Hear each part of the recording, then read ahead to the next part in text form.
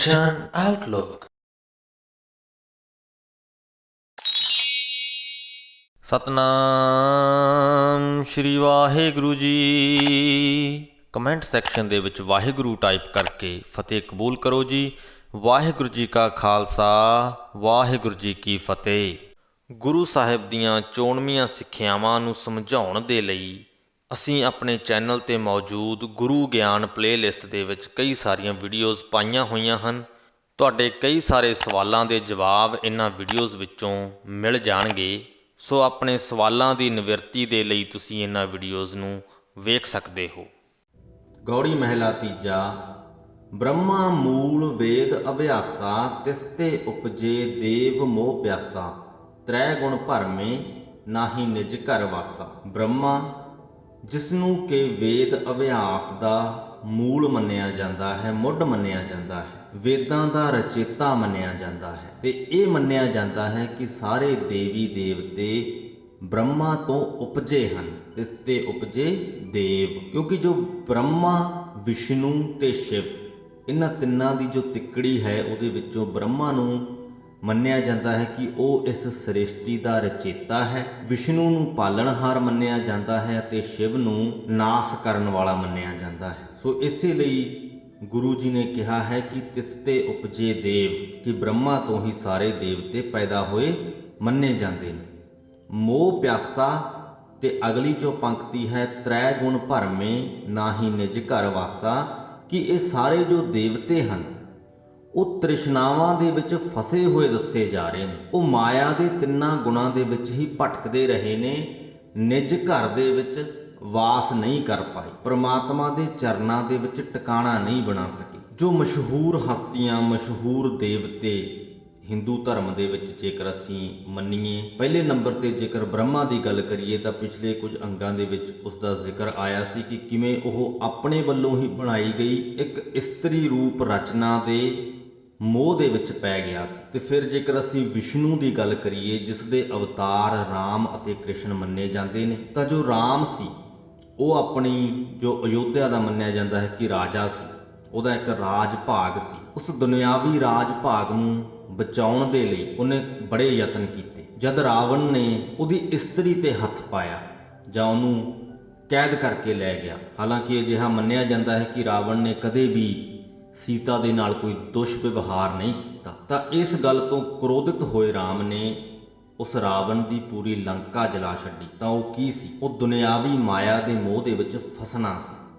ਇਸੇ ਪ੍ਰਕਾਰ ਹੀ ਜੋ ਮਹਾਭਾਰਤ ਦੀ ਜੰਗ ਹੁੰਦੀ ਹੈ ਉਹਦੇ ਵਿੱਚ ਕ੍ਰਿਸ਼ਨ ਜੀ ਦਾ ਵੱਡਾ ਰੋਲ ਮੰਨਿਆ ਜਾਂਦਾ ਹੈ। ਹਾਲਾਂਕਿ ਮਹਾਭਾਰਤ ਦੀ ਜੋ ਜੰਗ ਹੈ ਉਹ ਅਨਿਆਂ ਦੇ ਖਿਲਾਫ ਸੀ, ਪਰ ਆਖਿਰਕਾਰ ਸੀ ਤਾਂ ਸਿਰਫ ਰਾਜ ਭਾਗ ਦੇ ਲਈ, ਕਿ ਇੱਕ ਭਰਾ ਨੇ ਦੂਜੇ ਭਰਾ ਦਾ ਰਾਜ ਭਾਗ ਧੋਖੇ ਦੇ ਨਾਲ ਹਥਿਆ ਲਿਆ ਸੀ, ਤੇ ਜਿਨ੍ਹਾਂ ਦਾ ਰਾਜ ਭਾਗ ਹਥਿਆਇਆ ਗਿਆ ਸੀ ਉਹਨਾਂ ਪੁੱਤਰਾਂ ਨੇ ਰਾਜ ਭਾਗ ਹਥਿਆਉਣ ਵਾਲੇ ਦੇ ਖਿਲਾਫ ਇਹ ਜੰਗ ਕੀਤੀ ਸੀ। ਤਾਂ ਜੇਕਰ ਦੇਖਿਆ ਜਾਵੇ ਤਾਂ ਉਹ ਜੋ ਜੰਗ ਸੀ ਦੁਨਿਆਵੀ ਰਾਜ ਭਾਗ ਦੇ ਲਈ ਕੀਤੀ ਗਈ ਸੀ, ਜਿਹਦੇ ਵਿੱਚ ਕਿ ਵਿਸ਼ਨੂੰ ਦੇ ਅਵਤਾਰ ਕ੍ਰਿਸ਼ਨ ਜੀ ਨੇ ਕਾਫੀ ਵੱਡਾ ਰੋਲ ਅਦਾ ਕੀਤਾ ਸੀ। ਸੋ ਇਸ ਪ੍ਰਕਾਰ ਜੋ ਦੇਵਤੇ ਹਨ ਉਹ ਮਾਇਆ ਦੇ ਤਿੰਨਾਂ ਗੁਣਾਂ ਦੇ ਵਿੱਚ ਹੀ ਭਟਕਦੇ ਰਹੇ ਹਨ, ਦੁਨਿਆਵੀ ਤ੍ਰਿਸ਼ਨਾਵਾਂ ਦੇ ਵਿੱਚ ਫਸੇ ਹੋਏ ਮੰਨੇ ਗਏ ਹਨ। ਇਹੀ ਗੱਲਬਾਤ ਗੁਰੂ ਜੀ ਇਹਨਾਂ ਪੰਕਤੀਆਂ ਦੇ ਵਿੱਚ ਕਹਿ ਰਹੇ ਨੇ ਕਿ ਤਿਸ ਤੇ ਉਪਜੇ ਦੇਵ ਮੋਹ ਪਿਆਸਾ, ਤ੍ਰੈ ਗੁਣ ਭਰਮੇ ਨਾਹੀ ਨਿਜ ਘਰ ਵਾਸਾ, ਹਮ ਹਰ ਰਾਖੇ ਸਤਿਗੁਰ ਮਿਲਾਇਆ। ਗੁਰੂ ਜੀ ਕਹਿੰਦੇ ਕਿ ਅਸੀਂ ਖੁਸ਼ਕਿਸਮਤ ਹਾਂ ਕਿ ਸਾਨੂੰ ਉਸ ਪ੍ਰਮਾਤਮਾ ਨੇ ਮਾਇਆ ਦੇ ਪ੍ਰਭਾਵ ਤੋਂ ਬਚਾ ਲਿਆ ਤੇ ਸਾਨੂੰ ਗੁਰੂ ਨਾਲ ਮਿਲਾ ਦਿੱਤਾ। ਅਨ ਦਿਨ ਭਗਤ ਹਰ ਨਾਮ ਦ੍ਰਿੜਾਇਆ ਰਹਾਓ। ਗੁਰੂ ਨੇ ਸਾਡੇ ਹਿਰਦਿਆਂ ਦੇ ਵਿੱਚ ਉਸ ਪ੍ਰਮਾਤਮਾ ਦਾ ਨਾਮ ਹਰ ਰੋਜ਼ ਦੇ ਲਈ, ਦਿਨ ਰਾਤ ਦੇ ਲਈ ਪੱਕਾ ਕਰ ਦਿੱਤਾ। ਉਹਦੀ ਭਗਤੀ ਮੇਰੇ ਹਿਰਦੇ ਦੇ ਵਿੱਚ ਟਿਕਾ ਦਿੱਤੀ। ਤ੍ਰੈ ਗੁਣ ਬਾਣੀ ਬ੍ਰਹਮ ਜੰਜਾਲਾ, ਪੜਵਾਦ ਵਖਾਣੈ ਸਿਰ ਮਾਰੇ ਜਮਕਾਲਾ, ਤਤ ਨਾ ਚੀਨੈ ਬੰਨੇ ਪੰਡ ਪਰਾਲਾ। ਬ੍ਰਹਮਾ ਵੱਲੋਂ ਰਚੀ ਗਈ ਬਾਣੀ ਜੋ ਕਿ ਵੇਦਾਂ ਦੇ ਵਿੱਚ ਦਰਜ ਹੈ, ਗੁਰੂ ਜੀ ਕਹਿੰਦੇ ਕਿ ਉਹ ਮਾਇਆ ਦੇ ਤਿੰਨਾਂ ਗੁਣਾਂ ਦੇ ਨਾਲ ਹੀ ਮਨੁੱਖ ਨੂੰ ਜੋੜਦੀ ਹੈ, ਮਾਇਆ ਦੇ ਜੰਜਾਲ ਦੇ ਵਿੱਚ ਹੀ ਪਾਈ ਰੱਖਦੀ ਹੈ। ਇਹੀ ਕਾਰਨ ਹੈ ਕਿ ਜੋ ਪੰਡਤ ਇਹਨਾਂ ਵੇਦਾਂ ਨੂੰ ਪੜ੍ਹਦੇ ਨੇ ਉਹ ਧਾਰਮਿਕ ਬਹਿਸ ਵੱਲ ਜ਼ਿਆਦਾ ਧਿਆਨ ਦਿੰਦੇ ਨੇ। ਪੜ੍ਹ ਬਾਦ ਵਖਾਣਾ, ਸਿਰ ਮਾਰੇ ਜਮਕਾਲਾ, ਉਹਨਾਂ ਦੇ ਸਿਰ ਤੇ ਆਤਮਿਕ ਮੌਤ ਆਪਣੀ ਚੋਟ ਕਾਇਮ ਰੱਖਦੀ ਹੈ। ਉਹਨਾਂ ਵੇਦਾਂ ਦੇ ਸਹਾਰੇ ਜੋ ਪੰਡਤ ਲੋਕ ਨੇ ਉਹ ਦੁਨਿਆਵੀ ਜਾਤ ਪਾਤ ਦਾ ਜੋ ਢਾਂਚਾ ਹੈ ਉਹਨੂੰ ਕਾਇਮ ਰੱਖਣ ਦੀ ਪੂਰੀ ਕੋਸ਼ਿਸ਼ ਕਰਦੇ ਨੇ ਤਾਂ ਕਿ ਉਹਨਾਂ ਦੀ ਚੌਧਰ ਕਾਇਮ ਰਹਿ ਸਕੇ। ਫਿਰ ਧਾਰਮਿਕ ਚਰਚਾਵਾਂ ਦੇ ਵਿੱਚ, ਬਹਿਸਾਂ ਦੇ ਵਿੱਚ ਉਹ ਆਪਣੇ ਧਰਮ ਨੂੰ ਉੱਤਮ ਦਿਖਾਉਣ ਦੀ ਪੂਰੀ ਕੋਸ਼ਿਸ਼ ਕਰਦੇ ਨੇ। ਇਹਦਾ ਜੇਕਰ ਅਸੀਂ ਡੂੰਘਾ ਪ੍ਰਭਾਵ ਦੇਖੀਏ ਤਾਂ ਇਹੀ ਨਿਕਲਦਾ ਹੈ ਕਿ ਆਪਣੀ ਜੋ ਹਉਮੈ ਹੈ ਉਹਨੂੰ ਸੰਤੁਸ਼ਟ ਕਰਨ ਦੇ ਲਈ ਕਿ ਸਾਡਾ ਜੋ ਧਰਮ ਹੈ ਉਹ ਉੱਤਮ ਹੈ, ਉੱਥੇ ਉਹ ਪ੍ਰਮਾਤਮਾ ਦੀ ਗੱਲ ਨਹੀਂ ਕਰਦੇ, ਧਰਮ ਦੀ ਗੱਲ ਕਰਦੇ ਨੇ। ਪ੍ਰਮਾਤਮਾ ਦੇ ਨਾਲ ਜੋੜਨ ਵਾਲੀ ਗੱਲ ਨਹੀਂ ਕਰਦੇ, ਧਰਮ ਨਾਲ ਜੋੜਨ ਵਾਲੀ ਗੱਲ ਕਰਦੇ ਨੇ, ਧਰਮ ਤੇ ਬਹਿਸ ਕਰਦੇ ਨੇ। ਇਸੇ ਲਈ ਗੁਰੂ ਜੀ ਨੇ ਕਿਹਾ ਹੈ ਕਿ ਉਹ ਅਸਲੀਅਤ ਨੂੰ ਨਹੀਂ ਪਛਾਣਦੇ।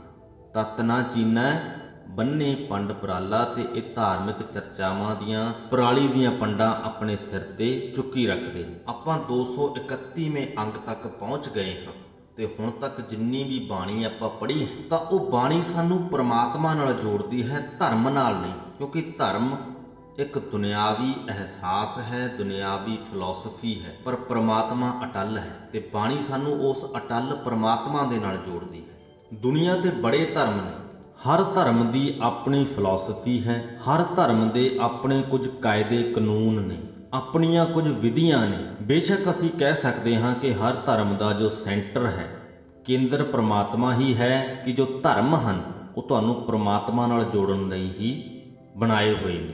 ਪਰ ਧਰਮਾਂ ਦੀਆਂ ਆਪਣੀਆਂ ਜੋ ਵਿਧੀਆਂ ਨੇ, ਕਾਇਦੇ ਕਾਨੂੰਨ ਨੇ, ਉਹ ਸਾਰੇ ਦੁਨਿਆਵੀ ਨੇ।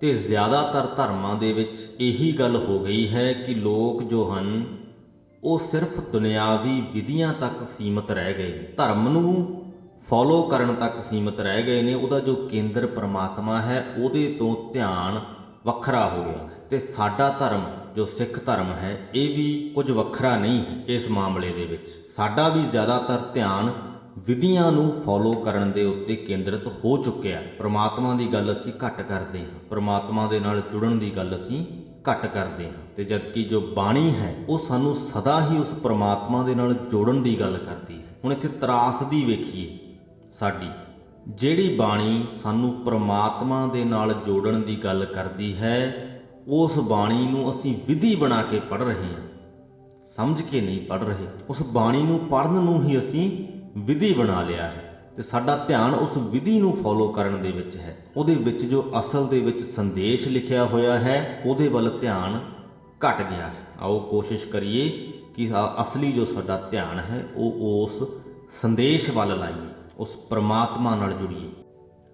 ਅਗਲੀਆਂ ਪੰਕਤੀਆਂ ਦੇ ਵਿੱਚ ਇਹ ਗੱਲ ਹੋਰ ਵੀ ਸਾਫ਼ ਹੋ ਜਾਂਦੀ ਹੈ। ਗੁਰੂ ਜੀ ਕਹਿੰਦੇ ਕਿ ਮਨਮੁਖ ਅਗਿਆਨ ਕੁਮਾਰਗ ਪਾਏ, ਹਰ ਨਾਮ ਵਿਸਾਰਿਆ ਬਹੁ ਕਰਮ ਦ੍ਰਿੜਾਏ। ਇਹ ਪੰਕਤੀ ਬੜੀ ਮਹੱਤਵਪੂਰਨ ਹੈ ਜੋ ਹੁਣੇ ਅਸੀਂ ਗੱਲ ਕੀਤੀ ਹੈ ਉਹਨੂੰ ਸਮਝਣ ਦੇ ਲਈ। ਹਰ ਨਾਮ ਵਿਸਾਰਿਆ ਬਹੁ ਕਰਮ ਦ੍ਰਿੜਾਏ, ਭਵਜਲ ਡੂਬੇ ਦੂਜੈ ਭਾਈ।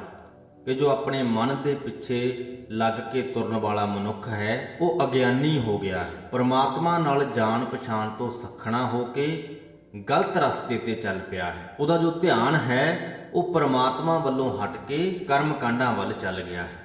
ਹਰ ਨਾਮ ਵਿਸਾਰਿਆ ਬਹੁ ਕਰਮ ਦ੍ਰਿੜਾਏ, ਹੋਰ ਬਹੁਤ ਪ੍ਰਕਾਰ ਦੇ ਕੰਮ ਕਰਦਾ ਹੈ, ਕਰਮ ਕਾਂਡ ਕਰਦਾ ਹੈ, ਬੜੀਆਂ ਵਿਧੀਆਂ ਫੋਲੋ ਕਰਦਾ ਹੈ, ਪਰ ਉਸ ਪ੍ਰਮਾਤਮਾ ਦਾ ਨਾਮ ਵਿਸਾਰ ਗਿਆ ਹੈ। ਉਹਨਾਂ ਵਿਧੀਆਂ ਨੂੰ ਫੋਲੋ ਕਰਦੇ ਹੋਏ ਉਹਦੇ ਮਨ ਦੇ ਵਿੱਚ ਇਹ ਖਿਆਲ ਨਹੀਂ ਹੁੰਦਾ ਕਿ ਮੈਨੂੰ ਉਸ ਪ੍ਰਮਾਤਮਾ ਨੇ ਬਣਾਇਆ ਹੈ, ਕਿ ਉਹ ਪ੍ਰਮਾਤਮਾ ਬੜਾ ਬਲਵਾਨ ਹੈ, ਬੜਾ ਵੱਡਾ ਹੈ। ਪ੍ਰਮਾਤਮਾ ਦਾ ਤਾਂ ਉਹਦੇ ਮਨ ਦੇ ਵਿੱਚ ਚੇਤਾ ਵੀ ਨਹੀਂ ਹੁੰਦਾ ਜਦੋਂ ਕੋਈ ਮਨੁੱਖ ਕਿਸੇ ਧਾਰਮਿਕ ਵਿਧੀ ਨੂੰ ਫੋਲੋ ਕਰ ਰਿਹਾ ਹੁੰਦਾ ਹੈ।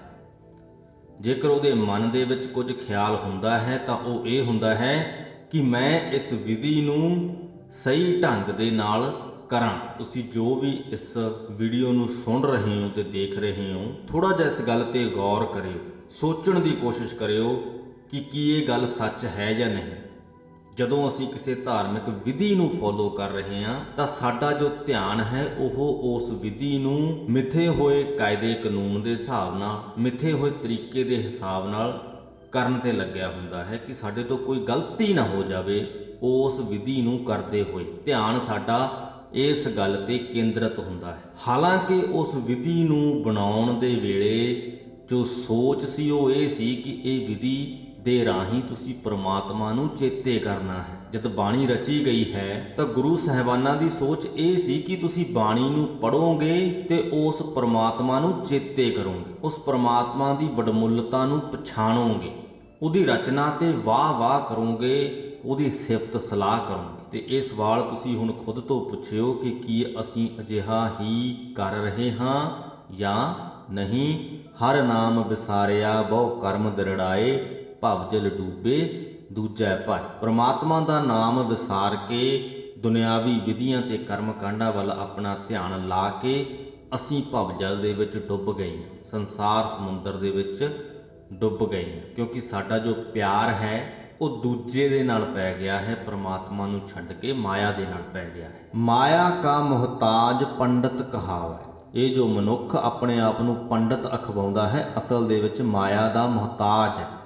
ਪੰਡਤ ਨੇ ਜਿਹੜੀਆਂ ਵੀ ਵਿਧੀਆਂ ਤੇ ਕਰਮਕਾਂਡ ਬਣਾਏ ਹੋਏ ਨੇ, ਉਹਨਾਂ ਸਭ ਦੇ ਵਿੱਚ ਇਹ ਧਿਆਨ ਰੱਖਿਆ ਗਿਆ ਹੈ ਕਿ ਉਹਦਾ ਫਾਇਦਾ ਹੋਵੇ। ਘਰ ਦੇ ਵਿੱਚ ਕਿਸੇ ਦੇ ਭਾਵੇਂ ਕੋਈ ਗਮੀ ਦਾ ਵੇਲਾ ਹੈ, ਖੁਸ਼ੀ ਦਾ ਵੇਲਾ ਹੈ, ਜਦ ਵੀ ਕੋਈ ਹਵਨ ਕੀਤਾ ਜਾਂਦਾ ਹੈ, ਕੋਈ ਪੂਜਾ ਕੀਤੀ ਜਾਂਦੀ ਹੈ, ਪੰਡਤ ਨੂੰ ਦਾਨ ਜ਼ਰੂਰ ਦਿੱਤਾ ਜਾਂਦਾ ਹੈ। ਸੋ ਉਹਨਾਂ ਸਾਰੀਆਂ ਵਿਧੀਆਂ ਦੇ ਵਿੱਚ ਇਸ ਗੱਲ ਦਾ ਧਿਆਨ ਰੱਖਿਆ ਗਿਆ ਹੈ ਕਿ ਪੰਡਤ ਦਾ ਫਾਇਦਾ ਹੋਵੇ। ਤਾਂ ਉਹ ਜੋ ਪੰਡਤ ਆਪਣੇ ਆਪ ਨੂੰ ਅਖਵਾਉਂਦਾ ਹੈ ਉਹ ਫਿਰ ਕੀ ਹੋਇਆ? ਮਾਇਆ ਕਾ ਮੁਹਤਾਜ ਪੰਡਤ ਕਹਾਵੈ, ਵਿਖਿਆ ਰਾਤਾਂ ਬਹੁਤ ਦੁੱਖ ਪਾਵੈ। ਮਾਇਆ ਰੂਪੀ ਜ਼ਹਿਰ ਦੇ ਵਿੱਚ ਰਚਿਆ ਹੋਇਆ ਬਹੁਤ ਦੁੱਖ ਸਹਾਰਦਾ ਹੈ। ਜਮਕਾ ਗਲ ਜੇਵੜਾ ਨਿਤ ਕਾਲ ਸੰਤਾਵੈ। ਉਹਦੇ ਗਲ ਦੇ ਵਿੱਚ ਆਤਮਿਕ ਮੌਤ ਦੀ ਫਾਹੀ ਸਦਾ ਪਈ ਰਹਿੰਦੀ ਹੈ, ਆਤਮਿਕ ਮੌਤ ਉਹਨੂੰ ਸਦਾ ਸਤਾਉਂਦੀ ਰਹਿੰਦੀ ਹੈ। ਗੁਰਮੁਖ ਜਮਕਾਲ ਨੇੜ ਨਾ ਆਵੈ, ਹਉਮੈ ਦੂਜਾ ਸ਼ਬਦ ਜਲਾਵੈ, ਨਾਮੇ ਰਾਤੇ ਹਰ ਗੁਣ ਗਾਵੈ। ਤੇ ਜੋ ਗੁਰਮੁਖ ਬਣ ਜਾਂਦਾ ਹੈ, ਗੁਰੂ ਦੇ ਸਨਮੁਖ ਆ ਜਾਂਦਾ ਹੈ, ਗੁਰੂ ਦੇ ਲੜ ਲੱਗ ਜਾਂਦਾ ਹੈ, ਆਤਮਿਕ ਮੌਤ ਉਹਦੇ ਨੇੜੇ ਨਹੀਂ ਟੁਕਦੀ। ਗੁਰੂ ਦੇ ਸ਼ਬਦਾਂ ਦੀ ਬਰਕਤ ਦੇ ਨਾਲ ਉਹ ਆਪਣੀ ਹਉਮੈ ਨੂੰ ਤੇ ਦੂਜੇ ਭਾਵ ਨੂੰ ਖਤਮ ਕਰ ਲੈਂਦਾ ਹੈ, ਜਲਾ ਦਿੰਦਾ ਹੈ। ਪ੍ਰਮਾਤਮਾ ਦੇ ਨਾਮ ਦੇ ਵਿੱਚ ਰੰਗਿਆ ਹੋਇਆ ਸਦਾ ਉਸ ਪ੍ਰਮਾਤਮਾ ਦੇ ਗੁਣ ਗਾਉਂਦਾ ਰਹਿੰਦਾ ਹੈ। ਮਾਇਆ ਦਾਸੀ ਭਗਤਾਂ ਕੀ ਕਾਰ ਕਮਾਵੈ, ਚਰਨੀ ਲਾਗੈ ਤਾਂ ਮਹਿਲ ਪਾਵੈ, ਸਦ ਹੀ ਨਿਰਮਲ ਸਹਿਜ ਸਮਾਵੈ। ਜੋ ਪਹਿਲੀ ਪੰਕਤੀ ਹੈ, ਮਾਇਆ ਦਾਸੀ ਭਗਤਾਂ ਕੀ ਕਾਰ ਕਮਾਵੈ, ਕਿ ਜਿਹੜੇ ਉਸ ਪ੍ਰਮਾਤਮਾ ਦੇ ਭਗਤ ਬਣ ਜਾਂਦੇ ਨੇ, ਪ੍ਰਮਾਤਮਾ ਦੀ ਭਗਤੀ ਕਰਦੇ ਨੇ ਜਿਹੜੇ ਮਨੁੱਖ, ਮਾਇਆ ਉਹਨਾਂ ਦੀ ਦਾਸੀ ਬਣ ਜਾਂਦੀ ਹੈ ਤੇ ਉਹਨਾਂ ਦੀਆਂ ਲੋੜਾਂ ਪੂਰੀਆਂ ਕਰਦੀ ਹੈ। ਦੇਖੋ, ਜਦ ਤੱਕ ਮਾਇਆ ਤੁਹਾਡੀ ਦਾਸੀ ਹੈ ਉਹ ਤੁਹਾਡੀਆਂ ਲੋੜਾਂ ਪੂਰੀਆਂ ਕਰੇਗੀ, ਤੇ ਜਦੋਂ ਉਹ ਤੁਹਾਡੀ ਮਾਲਕ ਬਣ ਗਈ ਤਾਂ ਉਹ ਖੁਦ ਤੁਹਾਡੀ ਲੋੜ ਬਣ ਜਾਏਗੀ।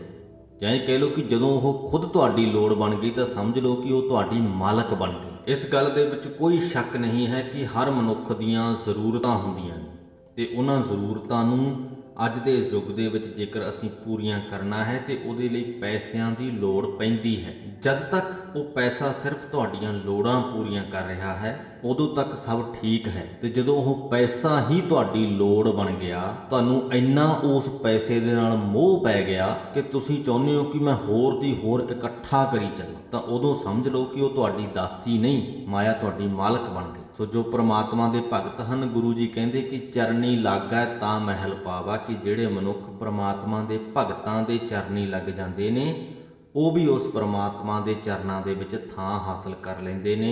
ਸਦ ਹੀ ਨਿਰਮਲ ਸਹਿਜ ਸਮਾਵੈ, ਉਹ ਸਦਾ ਪਵਿੱਤਰ ਮਨ ਵਾਲੇ ਹੋ ਜਾਂਦੇ ਨੇ ਤੇ ਆਤਮਿਕ ਅਡੋਲਤਾ ਦੇ ਵਿੱਚ ਟਿਕੇ ਰਹਿੰਦੇ ਨੇ। ਹਰ ਕਥਾ ਸੁਣੇ ਸੇ ਧਨਵੰਤ ਦਿਸੈ ਜੁਗ ਮਾਹੀ। ਕਹਿੰਦੇ ਮੈਨੂੰ ਤੇ ਇਸ ਜਗਤ ਦੇ ਵਿੱਚ ਉਹ ਮਨੁੱਖ ਹੀ ਧਨਵਾਨ ਲੱਗਦਾ ਹੈ, ਧਨਾੜ ਜਾਪਦਾ ਹੈ, ਜਿਹੜਾ ਉਸ ਪ੍ਰਮਾਤਮਾ ਦੀ ਸਿਫਤ ਸਲਾਹ ਦੀ ਗੱਲ ਸੁਣਦਾ ਹੈ। ਤਿਨਕੋ ਸਭ ਨਿਭੇ ਅਨ ਦਿਨ ਪੂਜ ਕਰਾਹੀ। ਉਹਨਾਂ ਦੇ ਅੱਗੇ ਸਾਰੇ ਲੋਕ ਸੀਸ ਨਿਭਾਉਂਦੇ ਨੇ, ਹਰ ਰੋਜ਼ ਉਹਦੀ ਪੂਜਾ ਕਰਦੇ ਨੇ। ਸਹਿਜੇ ਗੁਣ ਰਵੇ ਸਾਚੇ ਮਨ ਮਾਹੀ। ਉਹਦੇ ਮਨ ਦੇ ਵਿੱਚ ਸਦਾ ਪ੍ਰਮਾਤਮਾ ਟਿਕਿਆ ਰਹਿੰਦਾ ਹੈ, ਉਹ ਸੱਚਾ ਪ੍ਰਮਾਤਮਾ ਸਦਾ ਉਹਦੇ ਮਨ ਦੇ ਵਿੱਚ ਯਾਦ ਰਹਿੰਦਾ ਹੈ ਤੇ ਉਹਦਾ ਮਨ ਉਸ ਪ੍ਰਮਾਤਮਾ ਦੇ ਗੁਣਾਂ ਦੇ ਵਿੱਚ ਰਵਿਆ ਰਹਿੰਦਾ ਹੈ। ਪੂਰਾ ਸਤਿਗੁਰ ਸ਼ਬਦ ਸੁਣਾਇਆ, ਤ੍ਰੈ ਗੁਣ ਮੇਟੇ ਚੌਥੈ ਚਿੱਤ ਲਾਇਆ, ਨਾਨਕ ਹਉਮੈ ਮਾਰ ਬ੍ਰਹਮ ਮਿਲਾਇਆ। ਗੁਰੂ ਜੀ ਕਹਿੰਦੇ ਕਿ ਜਿਸ ਮਨੁੱਖ ਨੂੰ ਪੂਰੇ ਸਤਿਗੁਰੂ ਨੇ ਆਪਣੀ ਸਿੱਖਿਆ ਦਾ ਸ਼ਬਦ ਸੁਣਾਇਆ ਹੈ, ਉਸ ਮਨੁੱਖ ਨੇ ਮਾਇਆ ਦੇ ਤਿੰਨੇ ਗੁਣ ਆਪਣੇ ਅੰਦਰੋਂ ਮਿਟਾ ਲਏ। ਉਹਨਾਂ ਤਿੰਨਾਂ ਗੁਣਾਂ ਦਾ ਪ੍ਰਭਾਵ ਮਿਟਾ ਕੇ ਚੌਥੇ ਪਦ ਭਾਵ ਉੱਤਮ ਆਤਮਿਕ ਅਵਸਥਾ ਨੂੰ ਹਾਸਲ ਕਰ ਲਿਆ। ਆਪਣੇ ਅੰਦਰੋਂ ਹਉਮੈ ਨੂੰ ਮਾਰ ਲਿਆ ਤੇ ਉਸ ਪ੍ਰਮਾਤਮਾ ਦੇ ਨਾਲ ਆਪਣੇ ਆਪ ਨੂੰ ਜੋੜ ਲਿਆ। ਗੌੜੀ ਮਹਿਲਾ ਤੀਜਾ।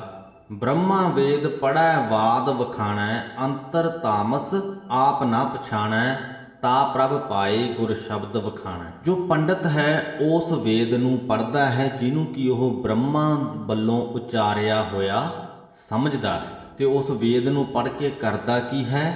ਵਾਦ ਵਖਾਣਾ, ਬਹਿਸ ਦੀਆਂ ਗੱਲਾਂ ਕਰਦਾ ਹੈ, ਆਪਣੇ ਆਪ ਨੂੰ ਸਹੀ ਸਾਬਿਤ ਕਰਨ ਦੀਆਂ ਕੋਸ਼ਿਸ਼ਾਂ ਕਰਦਾ ਹੈ। ਅੰਤਰ ਤਾਮਸ, ਤਾਮਸ ਤੋਂ ਭਾਵ ਹਨੇਰਾ।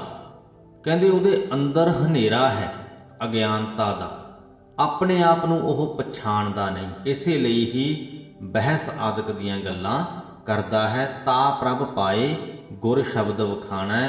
ਜਦੋਂ ਮਨੁੱਖ ਨੂੰ ਗੁਰੂ ਆਪਣੇ ਸ਼ਬਦਾਂ ਦੇ ਰਾਹੀਂ ਉਸ ਪਰਮਾਤਮਾ ਦਾ ਦਰਸ਼ਨ ਕਰਵਾ ਦਿੰਦਾ ਹੈ, ਗੁਰ ਸ਼ਬਦ ਵਖਾਣਾ, ਆਪਣੀਆਂ ਸਿੱਖਿਆਵਾਂ ਦੇ ਰਾਹੀਂ ਜਦੋਂ ਗੁਰੂ ਮਨੁੱਖ ਨੂੰ ਇਸ ਗੱਲ ਦਾ ਅਹਿਸਾਸ ਕਰਵਾ ਦਿੰਦਾ ਹੈ ਕਿ ਪਰਮਾਤਮਾ ਇਸ ਸ੍ਰਿਸ਼ਟੀ ਦੇ ਕਣ ਕਣ ਦੇ ਵਿੱਚ ਵਸਦਾ ਹੈ, ਤਾਂ ਪ੍ਰਭ ਪਾਏ, ਤਾਂ ਉਹ ਮਨੁੱਖ ਉਸ ਪਰਮਾਤਮਾ ਦੇ ਨਾਲ ਮਿਲਾਪ ਹਾਸਲ ਕਰ ਲੈਂਦਾ ਹੈ।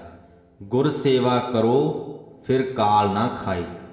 ਕਹਿੰਦੇ ਜੇਕਰ ਗੁਰੂ ਦੀ ਸੇਵਾ ਕਰੀਏ ਤਾਂ ਆਤਮਿਕ ਮੌਤ ਸਾਨੂੰ ਤੰਗ ਨਹੀਂ ਕਰਦੀ, ਸਾਨੂੰ ਖਾਂਦੀ ਨਹੀਂ।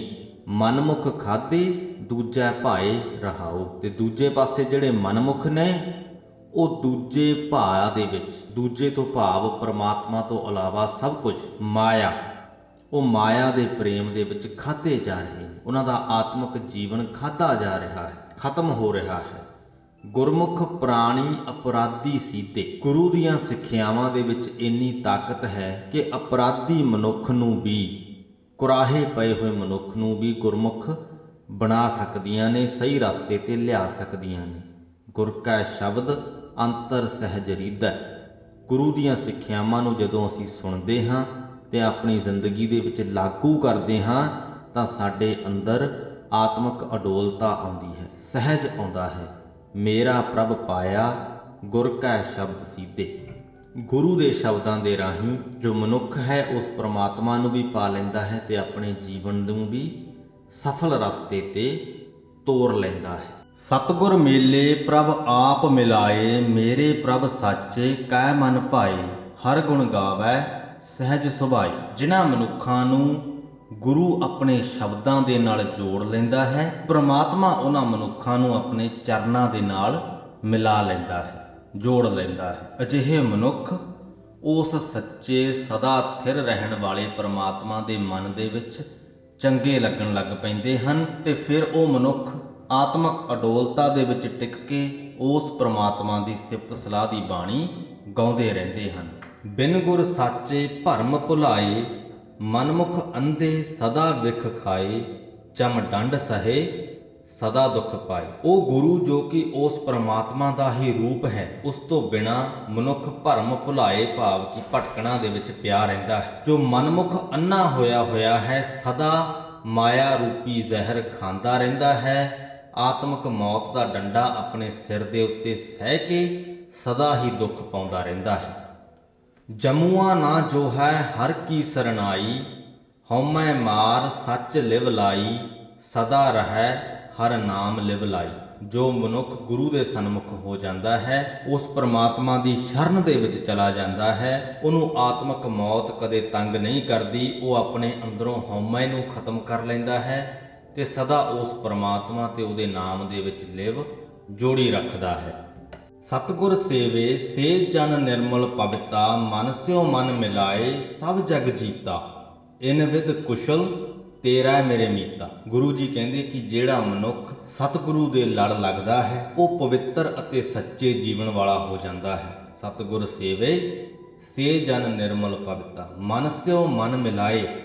ਜਦੋਂ ਤੁਸੀਂ ਆਪਣੇ ਮਨ ਨੂੰ ਗੁਰੂ ਦੇ ਮਨ ਦੇ ਨਾਲ ਮਿਲਾ ਲੈਂਦੇ ਹੋ, ਸਭ ਜਗ ਜੀਤਾ ਤਾਂ ਸਾਰਾ ਜਗਤ ਜਿੱਤ ਲੈਂਦੇ ਹੋ। ਇਸ ਸੰਸਾਰ ਦਾ ਕੋਈ ਵੀ ਮਨੁੱਖ, ਕੋਈ ਵੀ ਵਰਤਾਰਾ ਫਿਰ ਤੁਹਾਨੂੰ ਤੰਗ ਨਹੀਂ ਕਰ ਸਕਦਾ। ਕਹਿੰਦੇ ਹੇ ਮੇਰੇ ਮਿੱਤਰ, ਜੇ ਤੂੰ ਵੀ ਇਸ ਵਿਧੀ ਨੂੰ ਅਪਣਾਏ, ਜੇ ਤੂੰ ਵੀ ਗੁਰੂ ਦੇ ਲੜ ਲੱਗੇ, ਗੁਰੂ ਦੇ ਮਨ ਨਾਲ ਆਪਣਾ ਮਨ ਮਿਲਾਏ, ਤਾਂ ਕੁਸ਼ਲ ਤੇਰਾ ਹੈ, ਤਾਂ ਤੂੰ ਵੀ ਸੁੱਖ ਪ੍ਰਾਪਤ ਕਰੇਗਾ, ਤੇਰੇ ਅੰਦਰ ਵੀ ਆਨੰਦ ਪੈਦਾ ਹੋ ਜਾਏਗਾ। ਸਤਿਗੁਰ ਸੇਵੇ ਸੋ ਫਲ ਪਾਏ। ਜਿਹੜਾ ਮਨੁੱਖ ਸਤਿਗੁਰੂ ਦੀ ਸੇਵਾ ਕਰਦਾ ਹੈ, ਸਤਿਗੁਰੂ ਦੀਆਂ ਸਿੱਖਿਆਵਾਂ ਤੇ ਅਮਲ ਕਰਦਾ ਹੈ, ਉਹ ਇਹ ਫਲ ਪ੍ਰਾਪਤ ਕਰਦਾ ਹੈ ਕਿ ਹਿਰਦੈ ਨਾਮ ਵਿੱਚੋਂ ਆਪ ਗਵਾਏ, ਕਿ ਉਹਦੇ ਹਿਰਦੇ ਵਿੱਚ ਪ੍ਰਮਾਤਮਾ ਦਾ ਨਾਮ ਆ ਵਸਦਾ ਹੈ ਤੇ ਆਪਣਾ ਆਪਾ ਭਾਵ ਖਤਮ ਹੋ ਜਾਂਦਾ ਹੈ, ਹਉਮੈ ਦੂਰ ਹੋ ਜਾਂਦੀ ਹੈ। ਅਨਹਦ ਬਾਣੀ ਸ਼ਬਦ ਵਜਾਏ, ਫਿਰ ਉਹਦੇ ਹਿਰਦੇ ਦੇ ਵਿੱਚ ਗੁਰੂ ਦੇ ਸ਼ਬਦਾਂ ਰੂਪੀ ਪ੍ਰਮਾਤਮਾ ਦੀ ਸਿਫਤ ਸਲਾਹ ਰੂਪੀ ਬਾਣੀ ਇੱਕ ਤਾਰ ਬਿਨਾਂ ਰੁਕੇ ਵੱਜਦੀ ਰਹਿੰਦੀ ਹੈ। ਸਤਿਗੁਰ ਤੇ ਕਵਨ ਕਵਨ ਨਾ ਸੀਧੋ ਮੇਰੇ ਭਾਈ। ਕਹਿੰਦੇ ਹੇ ਮੇਰੇ ਭਾਈ, ਮੈਨੂੰ ਇਹ ਦੱਸੋ ਕਿ ਜਿਹੜੇ ਮਨੁੱਖ ਗੁਰੂ ਦੇ ਲੜ ਲੱਗਦੇ ਨੇ, ਉਹਨਾਂ ਚੋਂ ਕਿਹੜੇ ਕਿਹੜੇ ਸਫਲ ਨਹੀਂ ਹੁੰਦੇ। ਕਹਿਣ ਤੋਂ ਭਾਵ ਇਹ ਹੈ ਕਿ ਜਿਹੜੇ ਵੀ ਗੁਰੂ ਦੇ ਲੜ ਲੱਗਦੇ ਨੇ ਉਹ ਸਫਲ ਹੋ ਜਾਂਦੇ ਨੇ। ਭਗਤੀ ਸਿੱਧੇ ਦਰ ਸੋਭਾ ਪਾਈ। ਪ੍ਰਮਾਤਮਾ ਦੀ ਭਗਤੀ ਦੇ ਵਿੱਚ ਜਦ ਅਸੀਂ ਆਪਣੇ ਮਨ ਨੂੰ ਜੋੜਦੇ ਹਾਂ ਤਾਂ ਸਾਡਾ ਜੀਵਨ ਸਫਲ ਹੋ ਜਾਂਦਾ ਹੈ। ਉਹਦੇ ਦਰ ਦੇ ਉੱਤੇ ਅਸੀਂ ਸ਼ੋਭਾ ਪ੍ਰਾਪਤ ਕਰਦੇ ਹਾਂ। ਨਾਨਕ RAM ਨਾਮ ਵਡਿਆਈ। ਹੇ ਨਾਨਕ, ਪਰਮਾਤਮਾ ਦੇ ਨਾਮ ਦੀ ਬਰਕਤ ਦੇ ਨਾਲ ਉਹਨਾਂ ਮਨੁੱਖਾਂ ਨੂੰ ਹਰ ਥਾਂ ਵਡਿਆਈ ਹਾਸਲ ਹੁੰਦੀ ਹੈ। ਸੋ ਇਸ ਦੇ ਨਾਲ ਹੀ ਸ੍ਰੀ ਗੁਰੂ ਗ੍ਰੰਥ ਸਾਹਿਬ ਜੀ ਦੇ 231ਵੇਂ ਅੰਗ ਦੀ ਬਾਣੀ ਦੀ ਵਿਆਖਿਆ ਦੀ ਸਮਾਪਤੀ ਹੁੰਦੀ ਹੈ ਜੀ। ਅੱਜ ਦੀ ਬਾਣੀ ਦੇ ਵਿੱਚੋਂ ਜੇਕਰ ਅਸੀਂ ਸਾਰ ਅੰਸ਼ ਦੀ ਗੱਲ ਕਰੀਏ ਤਾਂ ਹਰ ਨਾਮ ਵਿਸਾਰਿਆ ਬਹੁ ਕਰਮ ਦਿਰੜਾਏ, ਇੱਕ ਜੋ ਪੰਕਤੀ ਆਈ ਸੀ, ਇਸ ਨੂੰ ਅੱਜ ਦੀ ਬਾਣੀ ਦਾ ਅਸੀਂ ਇੱਕ ਸਾਰ ਅੰਸ਼ ਲੈ ਸਕਦੇ ਹਾਂ। ਅੱਜ ਦੀ ਬਾਣੀ ਚੋਂ ਇਹ ਸਿੱਖਿਆ ਜੋ ਹੈ ਅਸੀਂ ਪ੍ਰਮੁੱਖ ਤੌਰ ਤੇ ਗ੍ਰਹਿਣ ਕਰ ਸਕਦੇ ਹਾਂ ਕਿ ਪ੍ਰਮਾਤਮਾ ਦਾ ਨਾਮ ਵਿਸਾਰ ਕੇ ਸਿਰਫ ਕਰਮ ਕਾਂਡਾਂ ਵੱਲ ਆਪਣਾ ਧਿਆਨ ਨਾ ਲਾਈ ਰੱਖੀਏ। ਜੋ ਵੀ ਧਾਰਮਿਕ ਕਾਰਜ ਅਸੀਂ ਕਰੀਏ, ਉਹਨਾਂ ਦੇ ਪਿੱਛੇ ਦੇ ਅਸਲੀ ਮਕਸਦ ਨੂੰ ਪਛਾਣ ਕੇ ਆਪਣਾ ਧਿਆਨ ਉਸ ਮਕਸਦ ਦੇ ਉੱਤੇ ਕੇਂਦਰਿਤ ਕਰੀਏ। ਸਿਰਫ ਧਾਰਮਿਕ ਕਾਰਜਾਂ ਨਾਲ ਜੁੜਨ ਦੀ ਬਜਾਏ ਉਸ ਪ੍ਰਮਾਤਮਾ ਦੇ ਨਾਲ ਜੁੜੀਏ, ਜਿਹਦੇ ਨਾਲ ਜੋੜਨਾ ਕਿ ਇਹਨਾਂ ਧਾਰਮਿਕ ਕਾਰਜਾਂ ਦਾ ਅਸਲ ਮਕਸਦ ਹੁੰਦਾ ਹੈ। ਬਾਕੀ ਗੁਰੂ ਦੇ ਲੜ ਲੱਗੇ ਰਹੀਏ, ਬਾਣੀ ਨੂੰ ਪੜ੍ਹਦੇ ਰਹੀਏ, ਸਮਝਦੇ ਰਹੀਏ, ਆਪਣੀਆਂ ਆਪਣੀਆਂ ਜ਼ਿੰਦਗੀਆਂ ਦੇ ਵਿੱਚ ਲਾਗੂ ਕਰਦੇ ਰਹੀਏ। ਤਹਿ ਦਿਲ ਤੋਂ, ਸੱਚੇ ਦਿਲ ਤੋਂ ਉਸ ਪ੍ਰਮਾਤਮਾ ਦੀ ਸਿਫਤ ਸਲਾਹ ਕਰਦੇ ਰਹੀਏ, ਉਹਦੀ ਵਡਮੁੱਲਤਾ ਨੂੰ ਪਛਾਣਦੇ ਰਹੀਏ। ਇਹਨਾਂ ਸਾਰੇ ਸੰਦੇਸ਼ਾਂ ਦੇ ਨਾਲ ਹੀ ਅੱਜ ਦੀ ਵੀਡੀਓ ਦੀ ਸਮਾਪਤੀ ਕਰਦੇ ਹਾਂ ਜੀ। ਵਾਹਿਗੁਰੂ ਜੀ ਕਾ ਖਾਲਸਾ, ਵਾਹਿਗੁਰੂ ਜੀ ਕੀ ਫਤਿਹ।